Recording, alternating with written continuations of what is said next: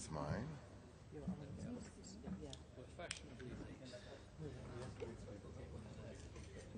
Just on time, Lloyd. Exactly on time. And welcome to our esteemed jury and all those present here. I'll briefly introduce the jury members. Jury chairman, the multifaceted Mr. Muzaffar Ali, is an Indian filmmaker, fashion designer, poet, artist, music lover, and social worker. He belongs to the Royal House of Kotwara in India. He has had a successful career as a film producer and director. He made his debut in 1978 with Gaman. It was by his most successful film to date, Umrao Jaan, which fetched Rekha the National Award for Best Actress. Mr. Ali's other directorial credits are Agman and Janissar, in which he also acted. He spearheads the international couture brand Kotwara, which he set up with his architect wife Meera in 1990 to revive the traditional craft of the region of Awadh. We have on stage Maxine Williamson, Festival Director, Australia. Maxine has done significant work with APSA Asia Pacific Screen Awards, where she established the rules and regulations, governance of the film competition and Filmmaker Network in 2007 and ran the competition for its 10 editions. She was creative content producer on the documentary series Scene by Scene, broadcast from 2007-2009 on CNN International and on ABC Network during showcasing films and filmmakers of Asia Pacific to a global audience. She now consults to the APSA Academy and is director of the Brisbane International Film Festival, the city's premier festival, delivering its 23rd edition this year. She has served on numerous international juries, including Berlin, Kerala, ASEAN Film Awards, Eurasia, Gothenburg, Iran, and Hanoi International Film Festival. We have with us Mr. Roger Christian from UK. He has had an extensive career as a production designer and film director. He won an Academy Award for set decoration on the original Star Wars, which began a long working collaboration with filmmaker George Lucas.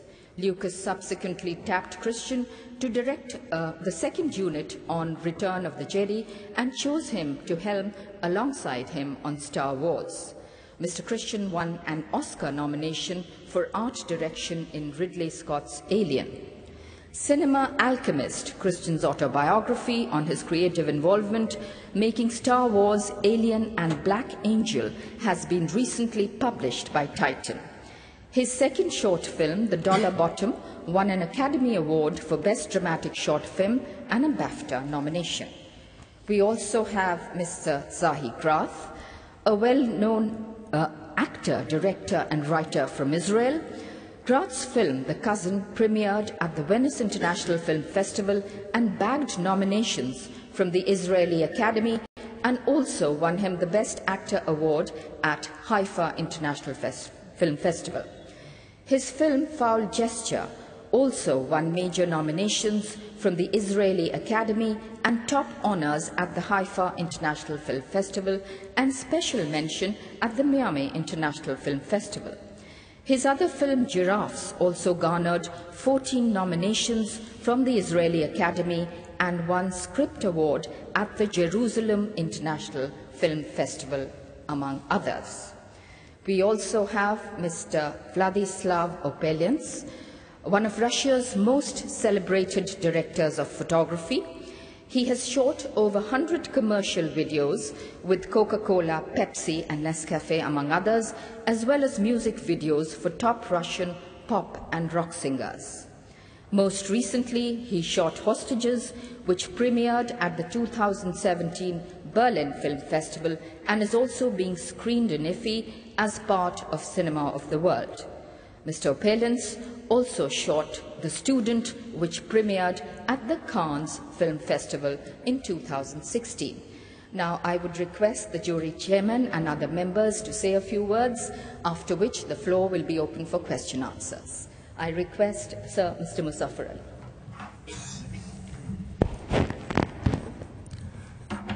Well, indeed, this is a great opportunity and pleasure to be here with you and be here on this festival, the International Film Festival of India. And I was very fortunate that in the 7th Film Festival, where Gaman was shown, I got the Special Jury Award. So it's like a big nostalgic experience for me to be here. But it's grown. It's grown in every way. It's grown in content, it's grown in size, it's grown in quality, it's grown in participation. And we are looking to a great quantum leap in this realm of festivals which showcase world cinema. You know. It was for me a very big experience to work with such a distinguished jury member, and right from the beginning it was like a very beautiful sense of bonding that we created. It was like a big orchestra coming together, and each one of us shared a lot of very beautiful moments of their life, and their life through these films that we were seeing, and these films through their lives. So it was really something which I'll always cherish, and we've had some absolutely grand moments, hilarious moments, and I think we can all together make a comic group if somebody will fund us. So, and we've got really great characters here, you know? Vladislav, Zahi, and Maxine above all, you know, she's the showstopper of this festival, you know. And we've really had a ball, and then Roger has been a very silent observer as to how to put us all together. And so it was really a very cinematic experience to be with all of them, to see cinema through their eyes and through our own eyes, although it was a bit heavy, you know, it's 4 films a day. We couldn't see after that each other beyond that, you know, so we could only joke, you know, so it was really very nice to go through this very, what shall I say, grueling experience. And most of the films were a bit dark, you know, so nevertheless we have managed to sail through them. And I think we've come to a very unanimous decision. I think there was no controversy, there was no dispute. And I think that's because we all tuned in right from the beginning, you know. So with these very few words, I'd like to open our discussion, and if you'd like to hear them more than me, because I'm part of you and I'm part of this whole scenario, but these people have brought in new light. They'll throw new light on what they've seen. They can't disclose anything so far, but I'm sure they will all have, they'll share the whole experience of this festival. And the next few days, they will probably enjoy Goa and see the beauty of this destination, which has really become quite a landmark in the world of tourism. Thank you. Maxine. Hello, everyone. Sorry? Question answers later, please. It's really a privilege to be at IFFI. I have been following this festival, I guess, strongly for the last 10 years in terms of finding films for the Asia Pacific Screen Awards, and I've had friends on juries here before, and I've always been jealous that they've been invited, and I haven't been able to come, so I was really excited when Sunit Tandon wrote to me and said, please could you come for IFFI, for the international jury. So I must thank him first. I love India. I'm already feeling slightly sad that I have to go in only what feels like a few days, so I'm mourning already. But we had a wonderful time and a fantastic jury, and we've all shared our emails and contacts and will remain friends. The films were strong. I was really, really happy to see regional cinema in the competition. That's always a privilege to see Marathi, Malayalam cinema. I love it. And a strong competition, and difficult for us to come to those decisions, but we did it. But above all, a really wonderful group of people. Thank you, guys. Nice to be the only woman amongst these princes, these 4 princes. Yeah. Mr. Roger? Hello, everybody. Yes, I've been asked to come 2 years running before this, and I could never make it. So, again, it's a privilege to be here in Goa.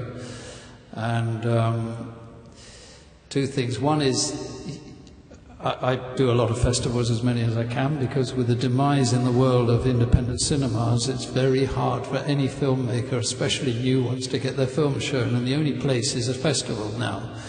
And that exposes it, and like an acorn, the word of mouth goes out, and sometimes it'll get picked up.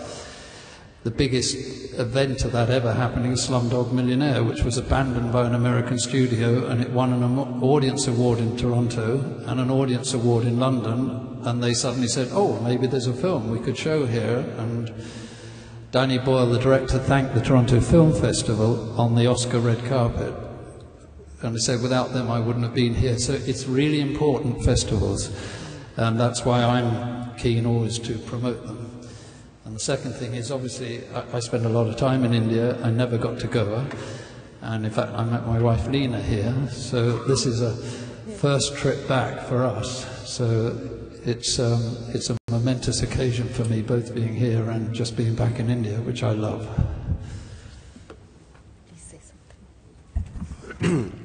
Hello, everybody. Thank you very much for invitation for this festival. For me, it was a really great experience. I'm a first time in an international film festival, and thank you for all the members of the jury. My English is not very good, but we are talking in cinematographer language. Because the cinematographer language is language only emotions inside. And thank you, India. I'm glad to be here. Thank you. Good morning, everybody. I'm also very glad to be here, to be invited by Sunit. And I've never been treated like that, and I'm also was very happy, and I'm very happy to meet my new friends. And for me, it was also like Vladislav, the first time as a jury, and I don't see often so much of this cinema. And it was interesting also from the point of seeing the other cultures, because cinema, it's telling stories, but also getting to know the other. So it was very strong for me from this point of view as well. Thank you for being here. The floor is open for question and answers. One at a time, please, and identify yourself, name and publication.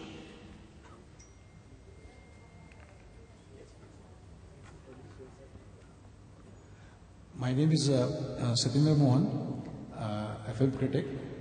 I've been associated with international cinema for more than 40 years. And for me, it's a great pleasure to be in front of the honorable jury. So my question to Maxim is that how good has been your experience, and how difficult it was for you to grade the films? The experience was a very, very positive one. I can only congratulate IFFI in terms of its coordination. I myself have coordinated juries, in my job for the last 10 years, and they did a fantastic job. The films were shown in great quality, so all of the filmmakers with their films in international competition should be very pleased with how their films were represented. And also there was a really good significant of time and discussion amongst ourselves about the merits of each film. So the experience was fantastic. It's always difficult because you, as a jury, you want more awards. You want to be able to award more films than you actually have awards for. So there are films that we loved that will go away empty-handed but all of the films in competition are winners already. So they should all feel really proud of themselves that they were selected in competition. And of course, there are some that rise to the top that will be awarded on the night. But it was a privilege and a great experience for me.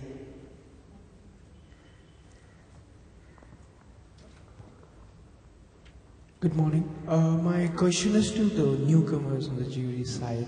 How was your experience judging altogether a different culture, a different social environment? You start. What? First of all, we look at it as a cinema, so it's not, the first thing you look at it as a film, as a cinema, how it affects you. So that's easy to feel, more or less. But then you have many films and several ideas, but we managed to switch our opinions and to talk over the things. And sometimes I understood something because of one of my friends, and so I didn't find it that difficult. I didn't find that difficult. The cultural side just lets you see the other, and normally you see a lot of suffering. As for me, how I talk in the experience was really great. And sometimes I'm thinking why in this festival we don't have the prize on the best cinematographer, DOP, because I saw many brilliant films with great cinematography, very different. I think maybe it will be a good idea to have the prize in the next film festival. And of course, the different cultures, different films, but when you, I agree with Mr. Tsachi, if you saw the film, sometimes you forget about the culture. You saw only the story. Like, is the story inside you, or you don't, story is not to connect. That's all. So this Alfie from All India Radio. Question for Mr. Roger Christian. You were associated with Star Wars 40 years ago. What are the opportunities that you see now with the advancement in technology, and have you seen any examples of it in the films in this year's category? No, the only thing is story. It's not, there's an excuse you hear from many filmmakers, oh, I'll fix it in CGI or I'll do this. You can't. You can't fix a story with CGI. And what we saw here were, and what I've lectured in different countries to students of film because of Star Wars, and I always say we made that film with no money, and George created a perfect legend, a myth that the world could identify with, and so he hit a global audience, which has not happened before and may not happen again. It's as big as King Arthur. So I always say to the filmmakers, all you've got to do is find a story that probably comes from your own culture. Get a story you have to tell your friend, and that friend is the audience. And so you build on that story and you make it the best way you can tell the story cinematically. And that's what's important. These big blockbusters you see now, they're all stories by committees. They're built to make money, which is okay. There's nothing wrong in it. We all love big blockbusters, but they're not, we saw films here that were made as a first-time director that everyone cried afterwards. That's the target. That's what every young filmmaker should look at. Can you tell us something about your book, Cinema Alchemist? Yeah, I wrote, I'm kind of the only one left. The designer died, and so they pushed and pushed me to write about the first experience of making it, because again, the world sees Star Wars now as these huge films. We made that film, I made it with scrap aeroplane bits, and the lightsaber I made with an old flash handle for $15. It's the most iconic prop in... So I didn't want to write what did I do, how great I was. I wanted to write an inspirational book that everybody could look at and understand, oh, there is a way to do this. And the last line of my book is, do not let anyone tell you you can't, you can. So I wrote it on purpose, really as a deeper understanding of you've got to get passion, you've got to get a kind of will to do something, no matter. The entire crew was against George Lucas making Star Wars. Fox were against it. Everybody. He stuck to his guns and he got the film made. And that's what I tried to...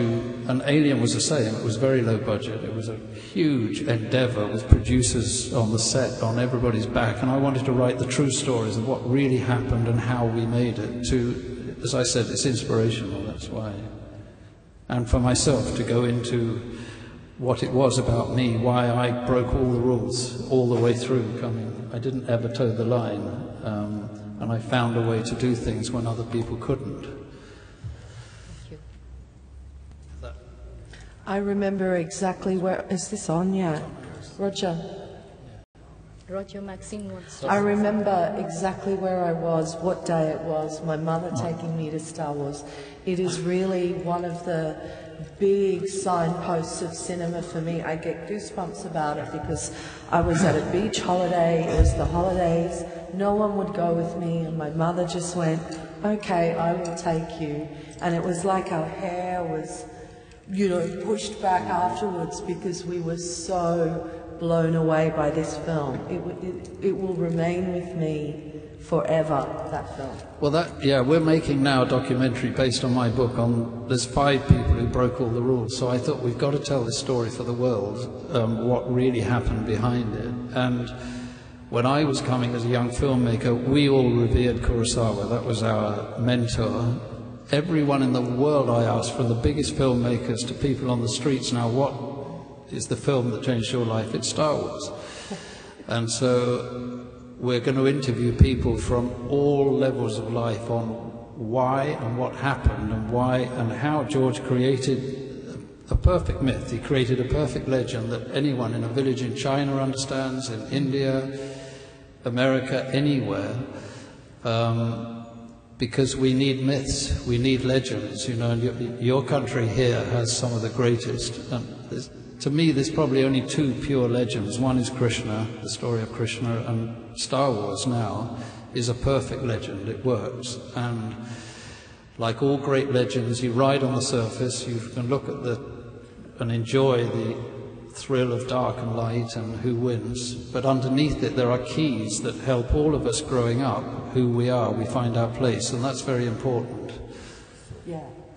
And my mother loved it too. Well, that's the other thing. George Lucas, I just tell you, makes his films for 9-year-old. That's his target audience, and he always says, it's not my fault, adults like it as well. Any more questions? Yes. When we are comparing regional cinema and international cinema, can you explain any 2 best things, best innovation in regional cinema and international cinema? In Indian cinema? Yes, Indian cinema. No, regional cinema. Representing the international level. Sorry, I didn't quite get the first bit. Regional cinema. Which cinema? Regional language cinema. Oh, regional cinema. Regional Indian cinema. Yes.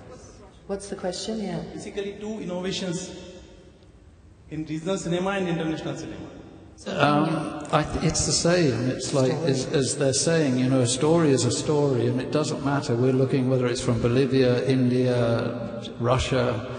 You're looking at the story, and it's got easier now because you don't have to have huge cameras and all of the accoutrements that used to belong there. Now you can actually make a film on your iPhone. It's not going to be that good, but you can.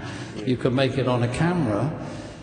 And again, it comes down to the story. It doesn't matter what you've got to make it with. It's what you're telling a story. And if it connects to you, whether that's science fiction or an ancient tale or a modern story of love or whatever.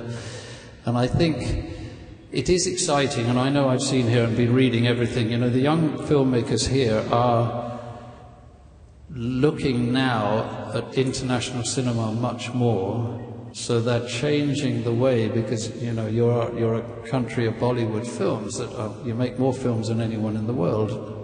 That's changing as well. There are storytellers now, and you have an incredibly history with Satyajit Ray. I mean, this is one of the world's great, you know, filmmakers. So I think that's possibly now can come back. Now I think there'll be regional filmmakers emerging who will come out and be that powerful. That's going to come.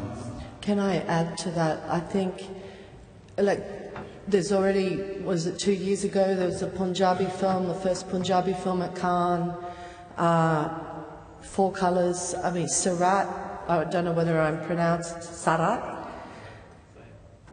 Incredible, incredible film. I screened that at my festival, and then you've got, what is it, Arms for Blind Horses. There's so much great talent in the different regional cinemas of this country, and I just love watching them. Such a privilege, and it's only going to get better when you've got somebody making a film like Wild that is going out across the world to festivals and people are seeing it. Fantastic. And Punjabi, I mean, India's got so many great stories and such talent. I'm so excited to watch Indian cinema. It's only going to go up, and again, it's what Roger was talking about. Your own stories are always the best because they're authentic and they come with an honesty, and because cinema can tell a liar in a second. If you come with an authentic honesty, you are 95% of the way there.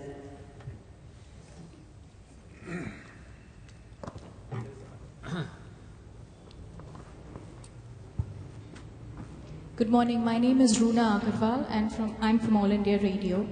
My question is in general to all of you. We've just been talking about regional cinema, and I realized that the breadth of language that we produce regional cinema in is extraordinary. Is there any other country in the world where you have found that kind of breadth of language and cinema being produced in different languages? Because I'm trying to think back to when we watch films, and typically you know that if it's X country, there's going to be maybe 1 or 2 languages that you'll probably see a film in. Of course, it's subtitled for our benefit, but one doesn't really register that there are multiple languages that films come from. Yeah, and multiple cultures too here, and multiple cultures here. That's what's different. I've never seen it. China has a few I've seen, but... And multiple faith systems as well. But I think India must get the golden peacock for the most languages. It's incredible, honestly. Actually, the way out for Indian cinema was to go global, you know, and the way things are emerging, it's really regional cinema that is creating an identity for India. Like in our competition, there were some very, very beautiful regional films, which really path-breaking, you know, and I don't think they could have come out from Bollywood. So it's offering a new landscape, a new culture, new interesting predicaments, social predicaments, different aspirations. So I think it makes a lot of difference to the kind of content landscape that regional cinema provides. You know. Is there some way that we as audiences in India can have access to that much of the regional cinema? Because otherwise, unless you're resident in a particular state, you don't really get to see the rest of it. It's on your quest. You know, if you have the quest, your phone will give you all the answers. You know? So the knowledge is at your fingertips, you know, and the results are immediate. You know. I meant in terms of screenings.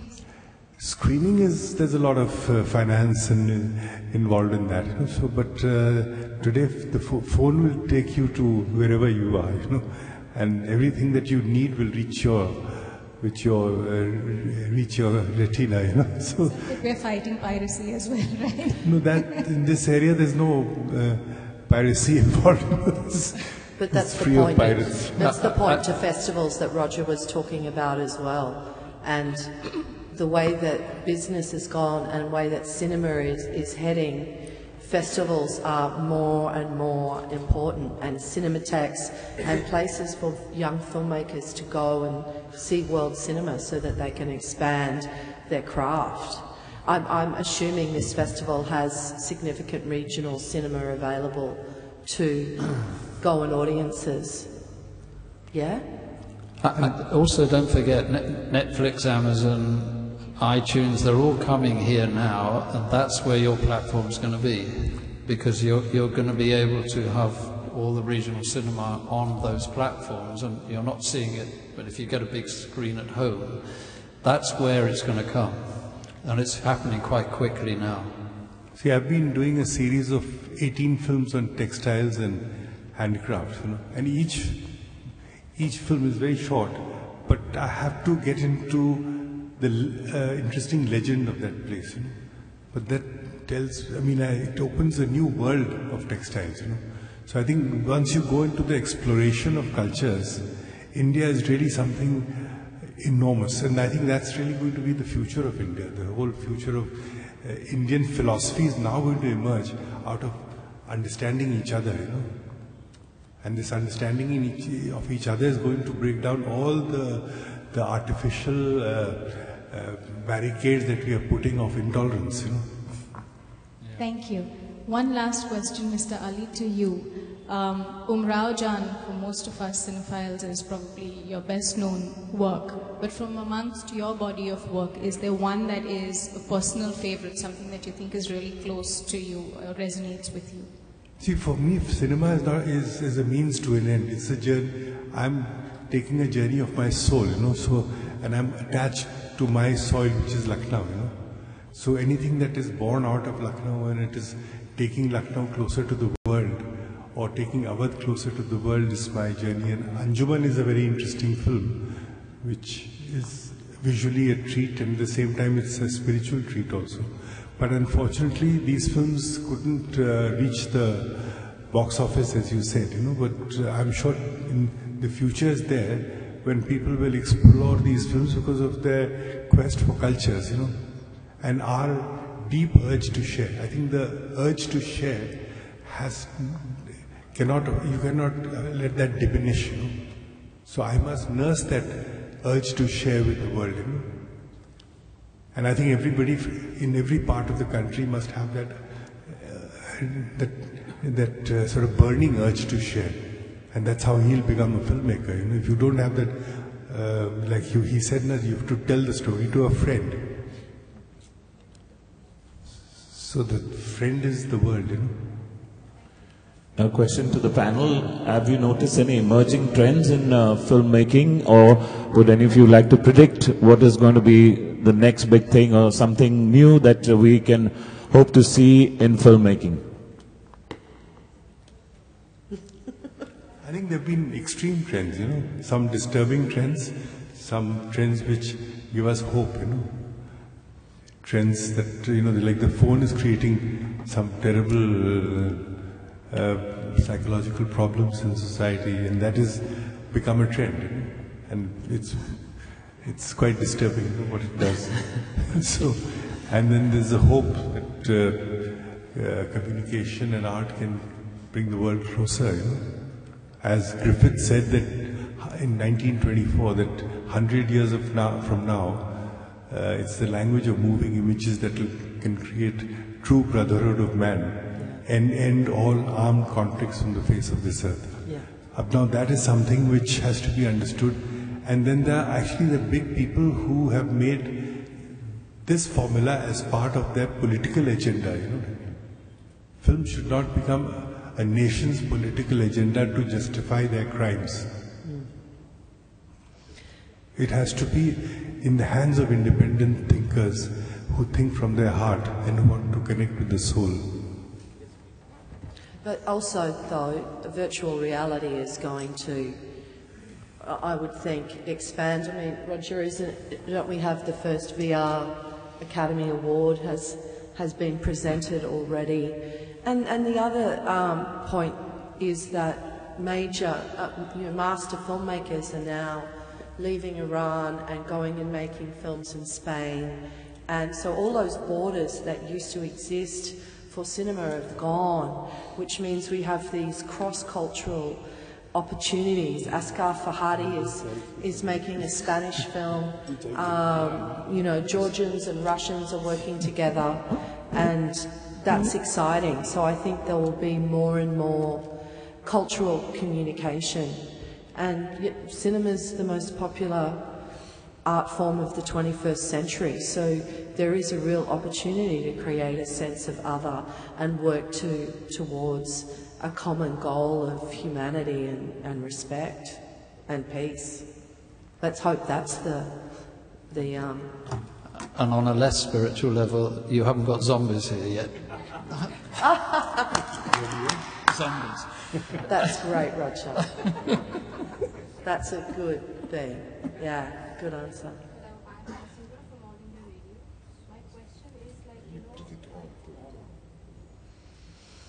My question is we are fortunate to have this platform where we can see movies from different region and culture. But what about the audience who stays at a place in a remote area where they don't have access of technology, where they don't have what initiatives we should take more to reach maximum of audience to showcase the talent of such a directors I'm witnessing a Tamil origin person is watching Marathi movie, a Marathi origin person is watching Assamese movie. So this kind of thing is happening at the festival. What should we do to reach maximum of audience? So it will reach to the people. Isn't there always television? Do they have television? That's a hard question. I mean, you're not going to reach everybody in these remote areas, but yeah, and I think that's where Bollywood movies were so successful, because they go into an Indian village and they're sitting outside watching it on a projector on a screen, and then they'd all sleep in the heat, and then when the dance came on they'd all wake up and watch it, which is why the stories sometimes weren't connecting. But there's been, we'd all love to see these travelling vans that go around, and there've been some exceptional films made around those, that they would go around into everywhere. It's a way of breaking down the prejudices and stigmas between cultures, because that's often the divide. I come from this village, I come from this culture, you come from that one, we're not the same. So the more it could happen, it's fiscal, it's just money, nowadays that's why they're dying all the independent cinemas, because it's dominated by American cinema, who, if you're a cinema owner and you're going to get the next James Bond and you've got a choice between a little Marathi film, you're going to put Bond on because it's going to pack, or a Shah Rukh Khan here, you've got a Shah Rukh Khan movie, they're going to pack the cinema. So there has to be, in the end, governments, if they'd wake up, they should be putting money into allowing cinemas to have a certain amount of regional cinema that had to be shown alongside the big films. That would be the way. You've got to force it in. I don't think it'll happen without that, because of the cost. But also India's, you should be so proud of the fact that you have such a strong industry. In Australia, like Roger was saying, in the cinemas, we're just seeing vanilla, sweet, mainstream crossover cinema. Nothing incredibly brave gets programmed anymore. We don't get to see Chinese cinema in the day that there was Zhang Yimou and Chiang Kai-ge. It's just become very sanitized. And also, I live in a country where Australians think our cinema isn't good enough. So we're struggling with the domination of American product, and it's really sad, because Australians have good stories and can tell good cinema. So personally, I think you should be so proud of what you have here. I think I think first we may ask ourselves if there is I think if these films were more popular in New Delhi and other places like that, like big cities, it was also good, because in the villages maybe that's not what they need, because you know, there is these films, you can have a general categories of entertainment, like Bollywood and all the big films from America, they just want to entertain you. Now you get another cinema, which is an individual expression only. Somebody wants to say something. But that's maybe the village people don't really, I don't know how much they need to know it and how much they want to know it, because they have their own problems maybe, and a last remark, maybe we are not the people, how should you transfer all the films everywhere, you know? As a filmmaker, I would love it to be done, but, you know, I'm just doing the films. I think your question has endless answers. It does. Any more questions? It does, although it would be good for people to see powerful, strong women and have good content that is going to educate and get out to places where it needs to go for your community to grow, and particularly for women to understand their power. Yeah? The thing is that the thing's changing from the head, so actually the people in New Delhi or the big cities should know that women should be equal to men. You know, it's like they have the influence on real life. So my question is Zahigrad. Yeah, directly, sir. Okay. All right. So you are an actor, a director, and a writer. I was lucky enough to catch an Israeli movie yesterday, and I would like to ask you, how does your culture influence your work when you write or direct or perhaps even an act in a movie? And my follow-up question is, do you have a personal favorite among the three? I prefer maybe these days means in this time of my life, I prefer directing. And you know, there is when you do your stuff, you're not conscious to what's influenced you, you know, you just do the stuff. Maybe somebody from the outside can be cleverer than me to say how my culture influenced me, you know. I don't care about it. I just care about to express myself. So I don't really know, or I've never thought about it. Sorry. Thank you very much. I request the respected jury members to come down for a photo opportunity.